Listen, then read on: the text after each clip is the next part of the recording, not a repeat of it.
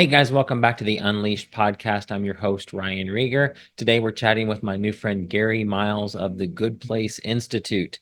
I met Garry at a Faith at Work summit here in the Dallas area a few months ago.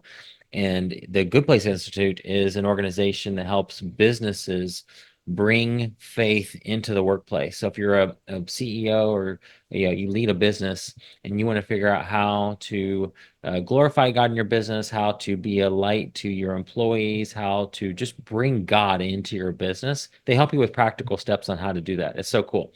But Garry's story is fascinating, and we talked about so many things. One thing that stood out to me, especially in relation to being unleashed, is that Garry said he has a process-oriented mind, particularly in systems and processes. He likes systems and processes.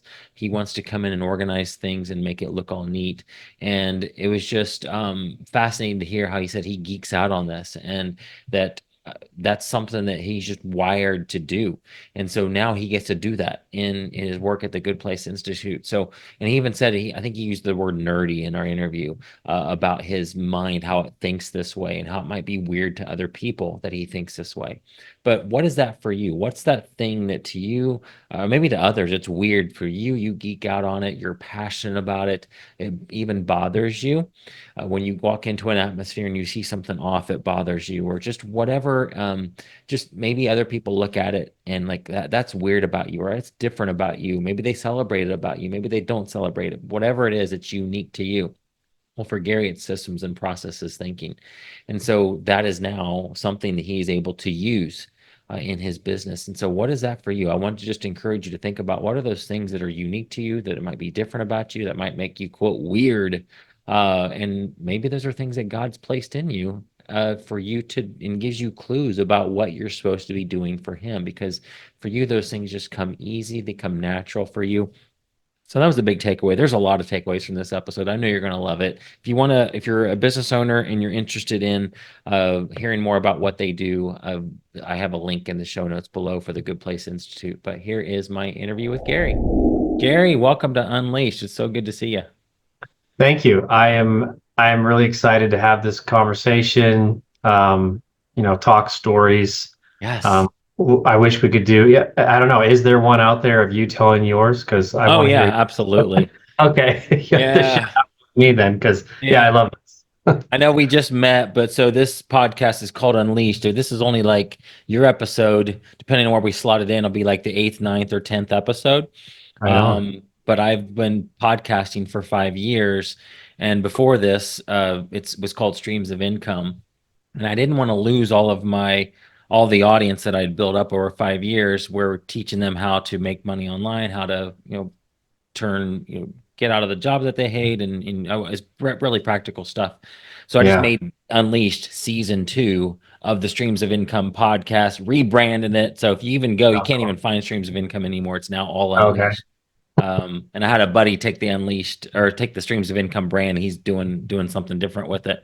But yes, I talk a lot about my story in those episodes, but always Cool. happy to share that with you if that's something you're interested in.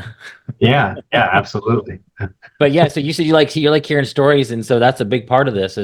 That's the only question that's consistent across every single guest that I have is I want to hear, even though they may be doing something now. I love hearing people's personal stories, what they've gone through, because it just shows God's faithfulness. And there'll be some business thing I'll pull out of it, or just some nugget of wisdom that you've Yeah. gone through some stuff, you've experienced some things, and that's valuable knowledge to people listening. So let's hear yours. Yeah, absolutely, and I agree. I love hearing people's stories too. It's one of the greatest teachers, Mhm. and it's a very organic way of learning too, right? Yeah. So, but yeah, absolutely, I'd love to jump in. So my story, I'll start with when I was smaller. That seems like a pretty formative time in one's life. So Right. I grew up in a very, what would one would call, Christian, church oriented, ministry oriented setting. And, Mhm. honestly, I loved it. I had all kinds of community around me, and I wasn't having to go find friends, make friends. I was, surrounded by people. So it was very easy to do. So, but it kind of does affect, at least my journey to a certain extent because it's very, very wired into my family. Mm. Church ministry, those types of things. It gets a little ridiculous. It goes back like 12 generations into Europe. Wow. My like all my great greats were like pastors of Mm. churches in Europe and things, and so it's That's so very cool. ingrained. Yeah. And so kind of interesting, but not that I really knew any of them, but that was my whole world. So like everybody that I knew almost was kind of coming from that Mm. place. And Yeah. yeah, so it wasn't really like I never really questioned what am I supposed to focus on? What am I supposed to think about? What am I supposed to do with my life? It was just kind of automatic. I was like, well, once I graduate from high school, I'm going to go to Bible college, and then I'm going to go into what some would label, full-time Yes. vocational ministry. Yeah. Some would just say, oh, you're going to be like a pastor or something, Yeah. so like, Yes. and that's what I did. Mm. And everything kind of worked really well, because that was my environment. Yeah. And I kind of jumped from, even when we moved and did some different things, it was kind of back into that world. Mm. And where I personally, I mean, the whole story is interesting because life is full of all kinds of good, great things. But I think where it really got interesting for me is when I think for the first time my faith was really tested. And I Mm. don't mean like how faithful could I be, but what was I really about? Mm. And I remember we moved to help with a church plant and had all kinds of hopes and aspirations. And what it ended up being instead was really just an experience of going through the fire. I mean, it's Mm. like if you could think of an area that makes up someone's life, Mm. one by one they all kind of came under attack, and Oh my we were gosh. miserable. Honestly, it was just, and I won't go into the details of all those things. Everybody knows what pain is, and but it's one of those times where it was certainly stacked up, stacked up, stacked up. Mm. And I remember this moment getting to a place where I said, if this is all Christianity or God offers me to get through this sort of thing, or whatever you want to call it, I don't think it's worth it. I don't know that it's enough. And it might be fine when you're in those comfortable little safe places, but this isn't panning out for me. And I can remember teetering on the line thinking, I don't know, I don't know how worth it this stuff is. I might just Mm. exit, Mm. and or should I lean in more? And Mm. for whatever reason, I kind of call it the grace of God. I think Mm. I'm thankful for it. I decided I was going to lean in, and Mm. what that ended up looking like is I went out on this little walk, and I was out there for like 2.5 to 3 hours just wrestling with God, and it got real and it got raw, Yes. and it was intense. Were you in And ministry at the time? Like, like yes, what people would call regular ministry, normal oh ministry? yeah, and nobody would have had any clue that this Yeah. was happening Yeah. in my mind, in the background. Mm. And so I'm happy to say that something happened in that conversation. I mean, I came out of that with for the first time in my life, the people talk about, scripture talks about the peace that Yeah. surpasses all understanding. Yeah. I was still in the middle of all that stuff, but I had a peace. Like I felt like, and I think that peace stemmed from the fact that I think I really connected with Mhm. God. And I don't think I would have been able to say this right then and there, but Mhm. I was able to say it in the weeks, months following, that what I realized what had happened was my life up until that point. It's very hard when you grow up in a uh, pastor's home or missionary kid home to really be able to identify, and I think this is the case for all of us to some extent, but how much of this is just my environment that I'm used to and how much of it is really mine. Mhm. And I realized that day, okay, this is this, it wasn't really mine. I had kind of been subsisting on a checklist of things that I did to sort of really kind of gauge my status with God. I Mhm. do these things, and I feel good about myself and my standing with God. And it was just Mhm. kind of this very uh, checklist oriented thing. And I realized in that moment what I'd come across was, for the first time in my life, I understood the value, and what I was really missing was the relationship. Mm, What comes from that actually, I believe, there's all checklists are good, doing the right things good, but at the end of the day, I think God's interested in knowing us and us knowing yes. Him. Mm, And yes. so that got really neat. So I kind of made a rhythm out of that. I was very intentional, actually, not to bring any lists or even my Bible sometimes, just so I could make sure I actually was treating God like a person, Yes. like showing up, talking to him about the bad, yes, but also the good and the Yeah. mundane and whatever. Yes. And so I really grew in that time, and Mm, all kinds of different ways. And I could go on and on about that, but two mm, significant ways that really kind of reoriented my direction, my charter. And those two big changes were, as I began to grow closer to God, I began to care less about what others around me thought, mm, or what others around me expectations were for me religiously, and different things. So that's key in the direction I started to move. But the other really significant change is I went from being so consumed with myself and where I was at, to being much more consumed with what are other people experiencing, yes. where are they at, where, Mm, how do they need help, and what's missing from their lives. And I mean, I chalked that entirely up because I was so, even the things I was doing for others, it was it was religious in a sense. yes. And I really began to be driven by care for other people. And so Mm, those two things mm, changed my direction. And again, it's not that, not away from something bad, because I there's all kinds of value to be found in church ministries, things that are so necessary, I think, for aspects of this. But I realized a couple things about myself.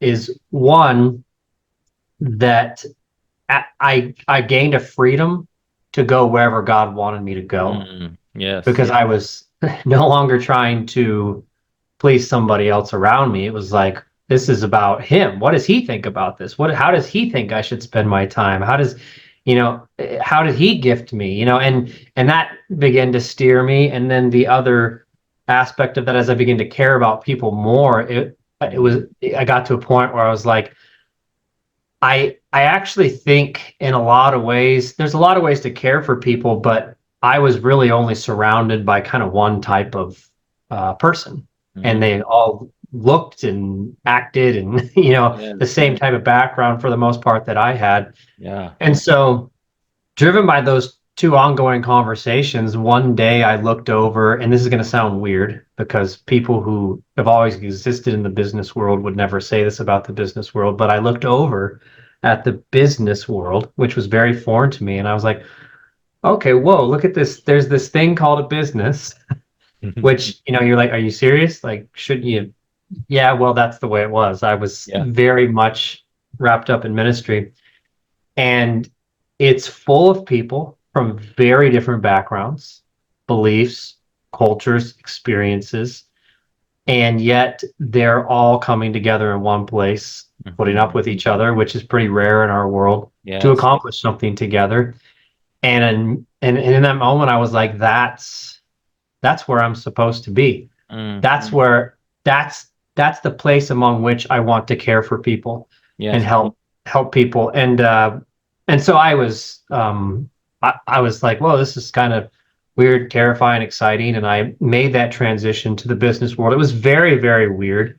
Yeah. Uh, it I won't go into it in any depths, but the different language, Mhm. the things that people sort of built up after years and years and years of being in business world. I didn't have to be familiar with all those things. Yeah. Some of the Yeah. things, and then there were strengths that I had that were probably stronger, when it came to relating to people, Mm, and mm. knowing in Oh, sure. patiently understanding where people are coming from, things Yeah. along those lines. Mm, But so that's when I ran smack dab into, as I stepped out from the ministry world to the business world into the world of operating systems. And Mm. I got even more excited because I've always had this process oriented mind. I could nerd out about this. I never really considered myself that nerdy, and I don't think nerd is a negative term. But I found out how particular I could be when it came to systems and processes. And there Mm. wasn't a whole lot of celebration of that sort of thing in the ministry world. Not that anyone tried to shut it down or anything like that, but it just, it wasn't necessarily. And here in this world, it's like a career, that you can Yes. have. And so I was excited about that. But the next thing I was excited about as I was thinking about operating systems and what they really are, which is I tell people I think the most basic form of an operating system is organizing yourself and your operations in such a way that you are able to prioritize whatever you want. Mm. And that's not something that's just for business. We can do that in our personal lives, our marriages, or whatever. Yeah. Yeah. But in that moment, I realized this is not rocket science to take building the kingdom of God Mhm. and give that an equal seat at the table in business, Yes. Yes. right alongside all the other numbers that we're Hmm. so good at tracking, or maybe not so good sometimes, but that's what operating systems are for. But so I was jazzed about this, and I went out into the operating system world, and Hmm. I was working with an organization at the time, and I was all excited to kind of pursue this. And then I began to realize, well, it's just, it's just not the majority the Hmm. case. Most people aren't looking for, I call it, building the kingdom. And the translation for that would be, if that doesn't, because that's a kind of a language thing too. The translation for that would be, a place that exists in such a way that the good of all Yes. is taken into Oh, consideration. that's a good description. Yes. Yeah, so because I try to stray away from some of those labels if I can, just because I don't know, even I think religious terms can be a little freaky Oh. sometimes in different ways, but really at the end of the day, you know I believe that's what Christ is after. He's after what's truly good for Mm. people, and if we're confused about that, we've heard the wrong thing. That can sound confusing, but Hmm. I've often said that I don't think actually anyone's truly offended Hmm. by what Christ wants for them as a person Yes. when they truly understand it. You know, Yes. Yes. um, and I other things will clash with I think what Christ wants, but I think at the end of the day that is something I believe to be true. So Mhm. anyway, I got real excited about it, but not a whole lot of people were very interested in it. So I kind of just did my thing for a while. I was operating fractionally as the COO for multiple organizations, helping them with operating systems, Mhm. implement those, install those. And then eventually God just was kind of like, I think at some point, it's like, okay, you get this now. I want you to turn the volume up Mhm. on this kingdom aspect. Yes. And so I did, and then I began to meet uh, business owners because I began to promote myself that way, and I began to meet business owners who actually did have an interest in Mhm. doing more than just building something or making a lot of money. They wanted to do the right thing. They wanted to honor and respect their people. They wanted to have a good impact on the community, and so that and a lot of times that was coming from sort of a faith-based background. Mhm. Others wouldn't have called it that, but I Yeah. began to find individuals who valued that. And then Mhm. as I got into that world, I began to see there are sort of some consistent obstacles that Mm. regardless of who's trying to give that sort of thing an equal seat at the table, Mhm. these things are going to pop up every single time. And it's good Yes. and it's Yes. Yes. natural because chasing what's good and what's true reveals the things, right, that are Mhm. in our way. It's actually a very healthy process, but it was making people want to jump ship Mm. because sometimes that's painful, actually. And Yeah. the most painful part about those things is when we realize, oh, it's me. Yeah. I'm the one that actually I want this really badly, but I'm the one that's in the way of it happening. Yeah. And that's a hard thing to wrestle with, right? And so I began building. I was like, okay, this is going to be different. This is sort of something someone's got to buy into and really say, okay, here's what I want, but I Mhm. need somebody to sort of point out it's not going to be as easy as wanting it, which is why I love the story with the rich young ruler who Mhm. comes to Christ. And he's like, hey, I want to be a part of this. And good news, I've got status, I've got connections, I've got resources. This is going to be awesome. Yeah. And I really believe aspirationally he wanted to be involved. Mhm. And then Christ tells him, go sell all that you have. And of course, most of us have heard, I don't know, maybe not, but many of us have heard lots of messages or talks on that. But at the end of the day, the whole point was no, you're not ready because Mhm. you need to have a spirit of sacrifice Yes. going into this, Yeah. or you're Yeah. never going to last. And that's Yeah. kind of what we need in if we really want to bring the kingdom in Mm. our business, if we Mhm. really want it to become a good place, a place that takes the good of all into account, we've Yeah. got to be ready to sacrifice. Yes. And so, yeah, it was so, but I realized that. So I began building a, uh, a system that just did that. And a big part of it was, okay, here's the obstacles we're going to face. Here's what we put in place to be able to address those when they come up.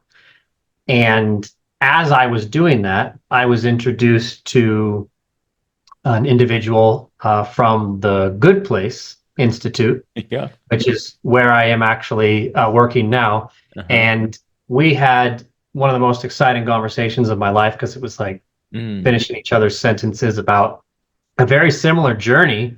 Mhm. But then I realized in talking to him that their organization that he was a part of had been started by a company basically Okay. that had been doing what we were talking about for like 2 decades. Okay.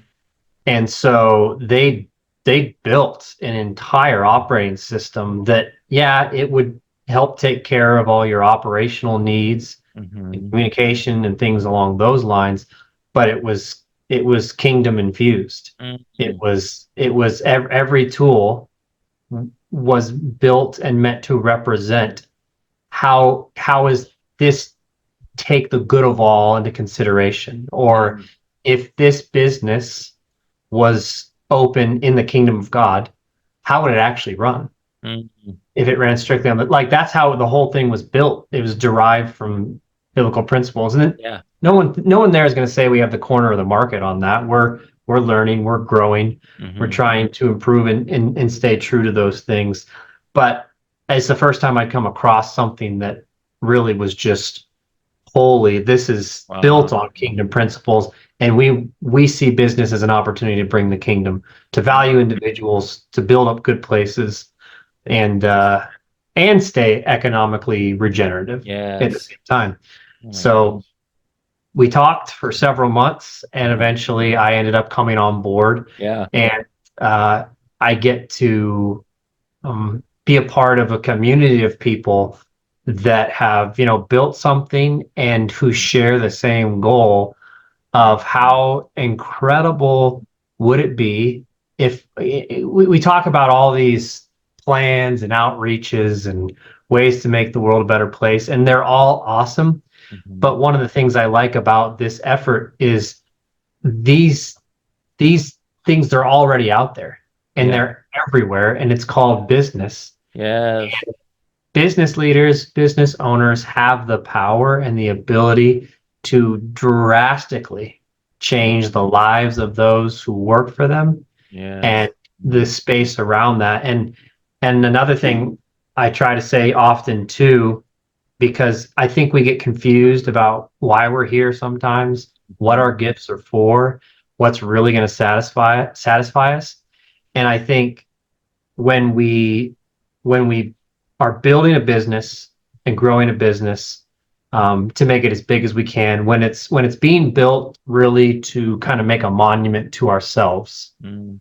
and it makes a lot of money and it gets really big, it will attract a lot of people. We will garner a lot of attention for that. But the reason for that is because people want what we have. Yeah. Yeah. On the other hand, when we build an organization with the goal of the good of all that it touches, we still, we still get that attention. But the reason why people are are looking and it's turning heads is not because, oh, they wish they had that instead. It's Yeah. because they want to be a part of that. Yes.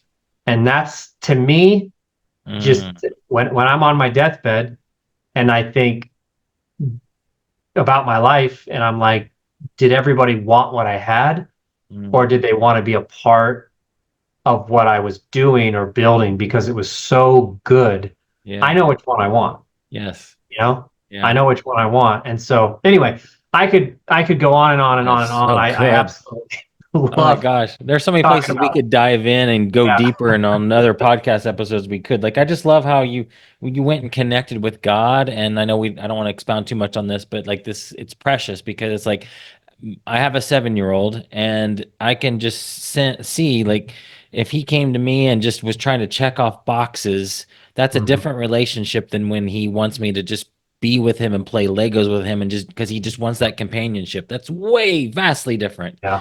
And so Yeah. God's the same way. And he wants us, that's an amazing story that you just like, you got real with God and that deepened your relationship with him. And now he's not somebody that you're trying to check the boxes off with anymore. It's like, he's my father. And Yeah. we have a real, so we could dive in deep on that, because that's a Oh whole yeah. episode in and of itself. But I want to, Yeah. because we've got about 16 minutes or so left, make sure we get to the understanding of what Good Place Institute is and what it does. So, I also love just the fact that you are making opportunities for business leaders to work within their calling. Like Yeah. you said something that jumped out at me, that you are process oriented. You even like can nerd out about that and you're particular Mhm. about that. And I would just tell people listening that that is a clue that that's not just a coincidence, an accident that you're that way. God has wired you that way for a purpose. And now you're able to walk in that gifting and do some really cool things for the kingdom of God through your what other people would say weird interest or Yeah. weird knowledge that you have. And so we all Yeah. have those things that are weird about us, that make us different, that are make us unique, that you just are like, you could get up and probably give a speech about this topic without any preparation. These are things that really irritate you, aggravate you when you don't see them operate in the way you want them to. Yeah. So I'm just telling the audience that is a clue that that is something that God is highlighting. Like this is I've called you this way, so lean into that. Yeah. But let's talk about the Good Place Institute and just the fact that a lot of people would say that I'm just a business guy, and to really be so serving the Lord, I need to be. I probably should quit and go start a Yeah. church somewhere. But that is so Yeah. wrong, and I know you could Uh, debunk that. But you're operating, giving them the ability to operate in their calling, be the business leader that God's called them to be, but bring in, biblical principles. So tell me what that practically looks like. Like if I'm a business guy, I've got 10 employees and I just feel like this call, this nudge to do something different around here. And I really want to touch these employees' lives, but I don't sense that I'm supposed to start a church with them. Like, yeah. how do I bring all of that into my business and still and be a witness for the Lord? Yeah, absolutely. And it's interesting. I've I've I've been fascinated by the stories I've learned and the people I've met that are in this space in a business. They're not stepping out, oh, I want to serve God, I want to follow God, I want to help people. I guess I better go become a pastor or something Right. like that. And those are awesome roles because I think one of the things I really seek to do and I'm seeking to do in my journey with all of this is not it's the story isn't it's all about the workplace. It's all about business now. It's about what is our role in all Mm, of this together. yeah. And I kind of call it like the supply chain on the way towards the transformation of our cities. And again, I don't want to freak people out about that. What do you mean transformation of our cities? Well, I mean environments in which whatever's lacking in your life, you have access to the resources and the type of processes and systems that will help you overcome Yes. uh, the obstacles you're facing, the things you're Yes. you're Yeah. lacking, and Yeah. so we're all along that. And I think pastors and teachers and in that space, we need their theological depth, Mhm. training people, equipping people to go out. And then I think we have these other scenarios way out here. And this is, and you said this, and I love to touch on this because I I have worked very closely with business owners, visionaries, and so they know a lot of my flaws. They know my strengths.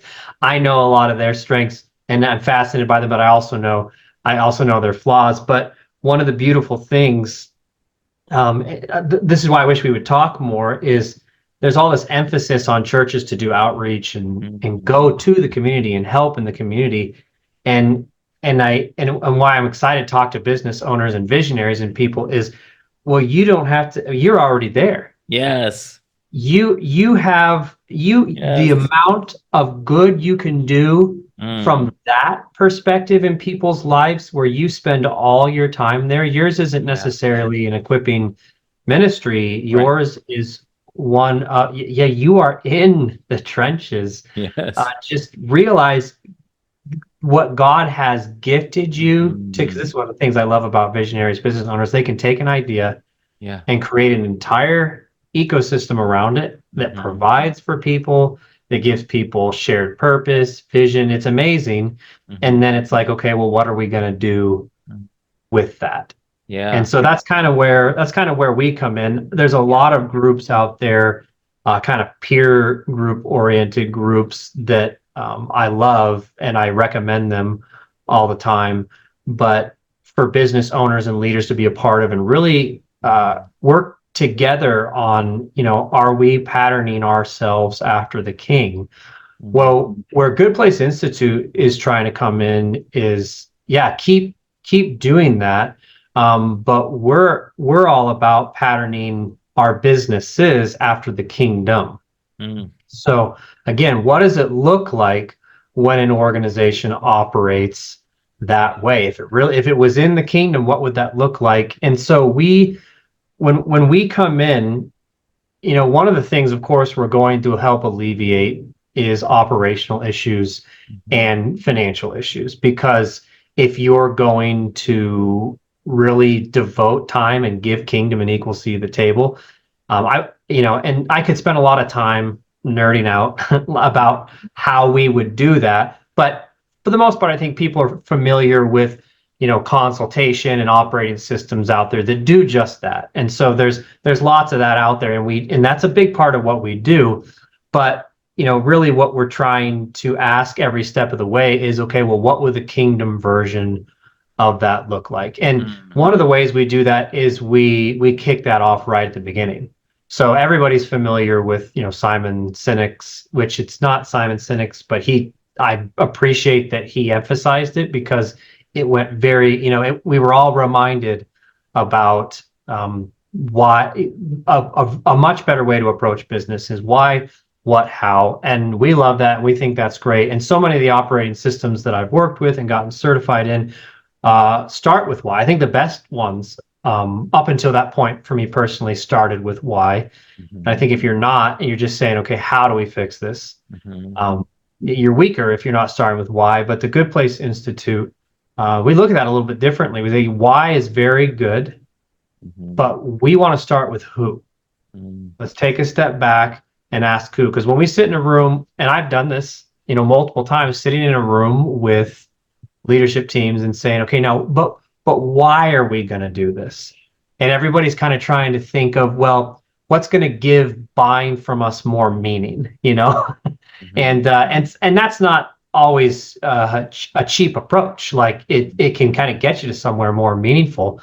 But what we're talking about is, well, who? Okay, who's deciding what the why is, and where do we derive that from? Mhm. How how who and how do we define success?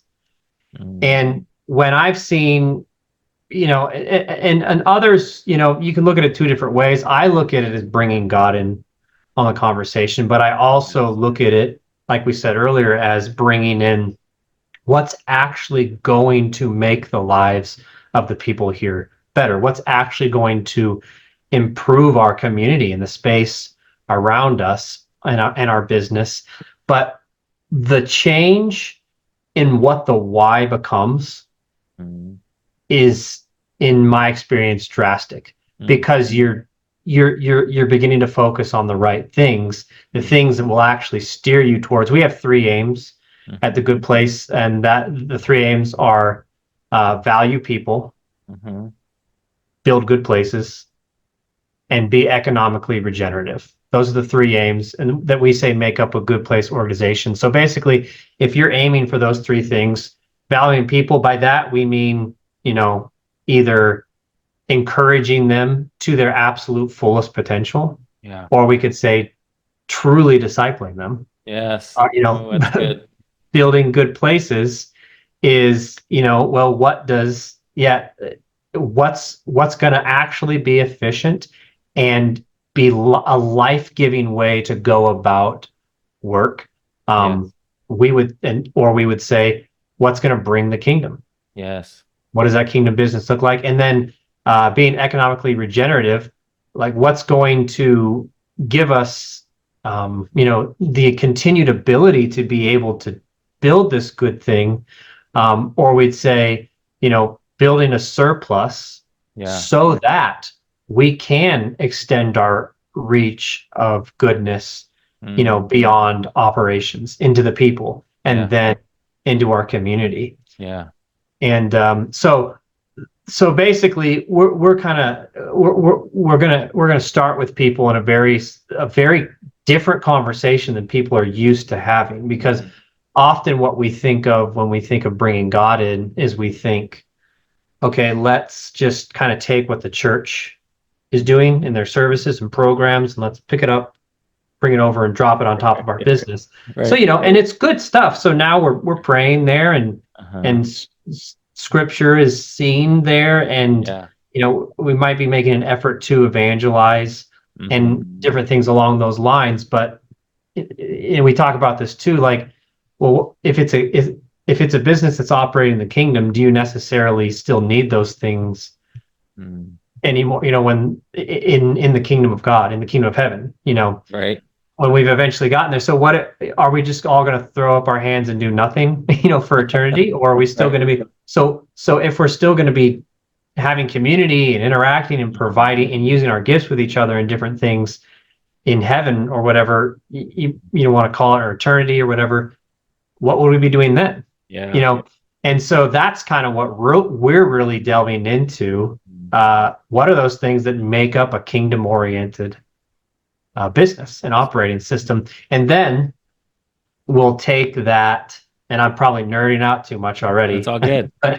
but we'll take that charter that we create by stepping back with the who and the kingdom focus, Mhm. and we'll build. We do a cycle basically of learning, building, implementing, supporting, that then we'll do that in every single aspect of the organization, whether it comes to our leadership team or department, or Mhm. the individuals that make up those departments. And we'll ask, how is each one of these things delivering that charter that we just came up with? Mm. Not, hey, here's our vision, here's our Yeah. purpose, and here's all the things we do to keep things rolling while we move them forward a few times a quarter. How are all these things, Mm. all these tools, and all these department and people, how are they moving that forward, which unites Yes. everybody around the actual real goal, which actually isn't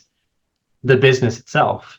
Mm. It's the outcomes that you want that business existing to have That's in so its good. people, in its community. So That's that so would good. be probably too in depth of a way to describe what we do, but hopefully peppered in there, there's kind of more of those Yeah. high level And this is a aspects. for-profit business, right? You guys charge the clients Correct. to come in and do that. That's good. Yep. Yes. That's awesome. It sounds like a very serious engagement. Like you work with somebody, you're with them for a while. Oh, absolutely. I mean, we like to say, well, we haven't become enemies with anyone, but we we genuinely look at it as we become friends with the Mm. people that we work with. And